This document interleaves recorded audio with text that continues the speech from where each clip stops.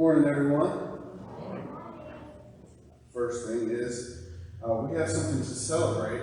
So on Friday, Lola got her GED. She just graduated high school, so we want to celebrate that with Lola.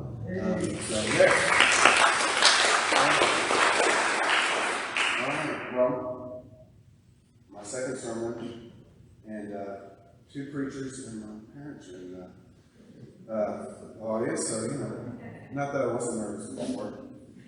So I want to talk today about being spontaneous. Now, when was the last time that you did something spontaneous? Spur of the moment. Something that just excited you right then. Something that jumped out at you and was just like, hey, let's do this. So, some things that come to mind for me is I'm married.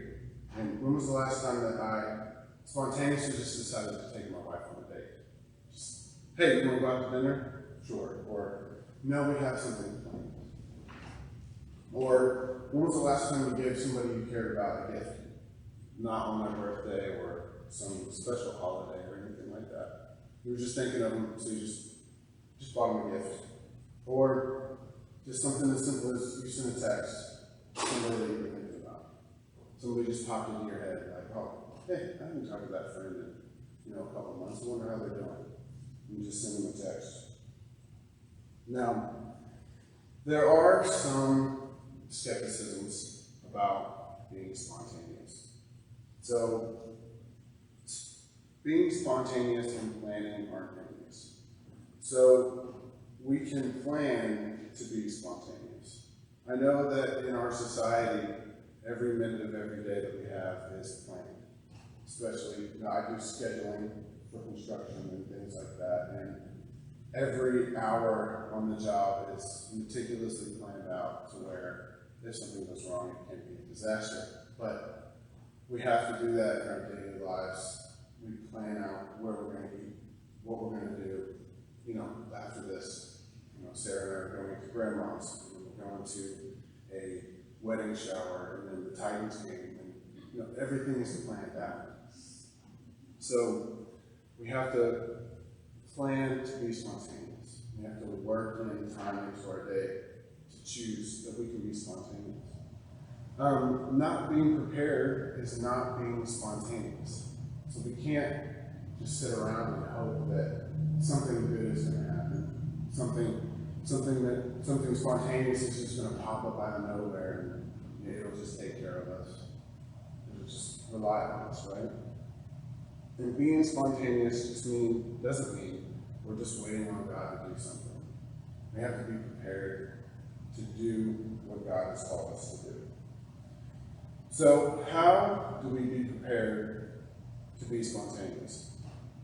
We have to be ready to jump at an opportunity that God has put in front of us. Just like it says in Esther 4 that was read for us earlier. For if you remain silent at this time, relief and deliverance from the Jews will arise from another place. But you and your father's family will perish. And who knows but that you have come to your royal position for such a time as this. So God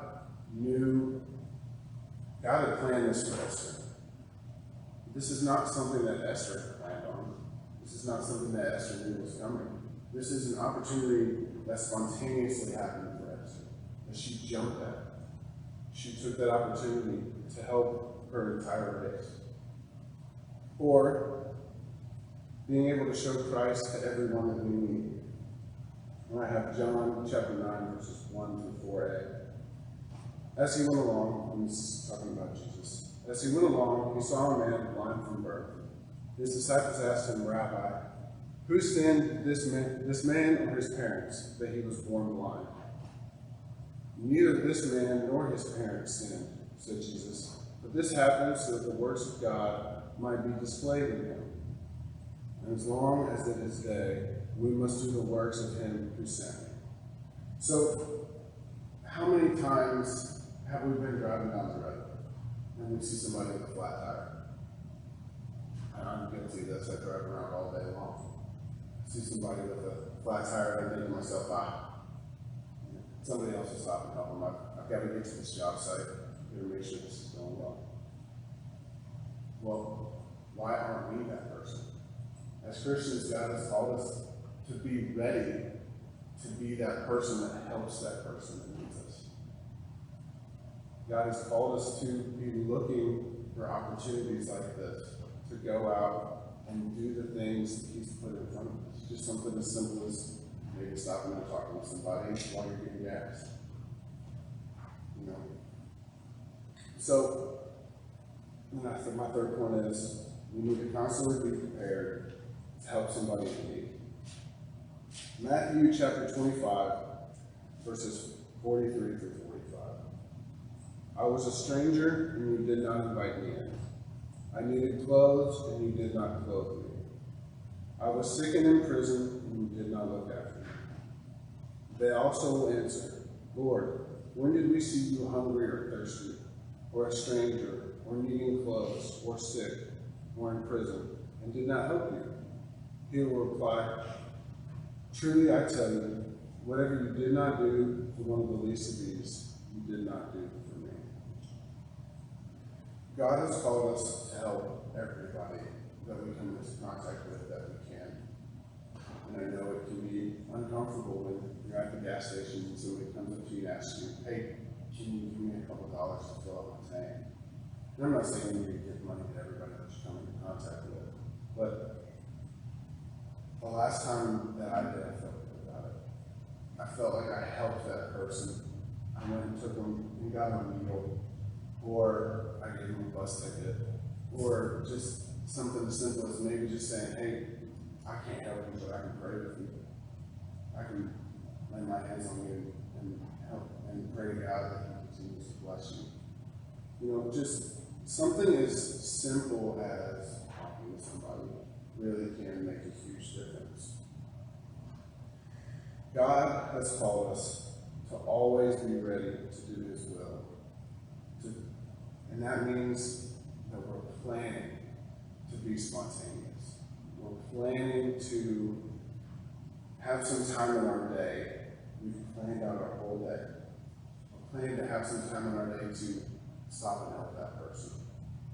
We're planning to, if we're walking down the street, saying, hey, do you need some help carrying your groceries? Do you need some help loading up your truck? Do you need help going across the street? Just opportunities to be spontaneous are there for us as Christians, and they're there, put there by God for us to be His tools, for us to be His way to show the light, to show His light to the world. And so I'm going to end with a quote from Woody Allen. It says, if you want to make God laugh, tell Him about your plans. Now I know most people have heard this saying, and it's funny, and we tell everybody, don't, make your plans, but be ready to change them.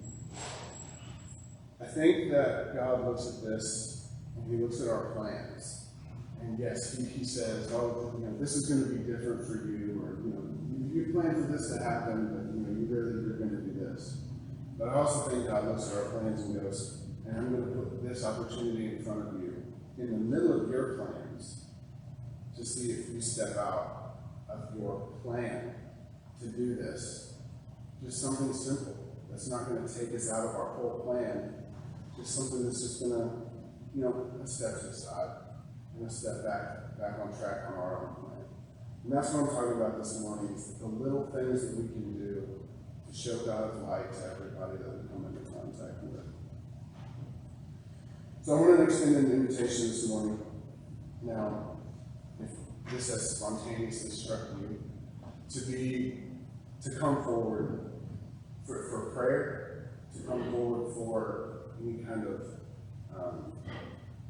anything that's on your heart. If you want to be baptized, we can do that too. If this is something that you planned for, but you didn't know it would be this morning, we're ready. We're always ready for you. I hope that this has been good for y'all. This is something that really speaks to me. So, I hope you can come now. We come forward. We stand. We stand.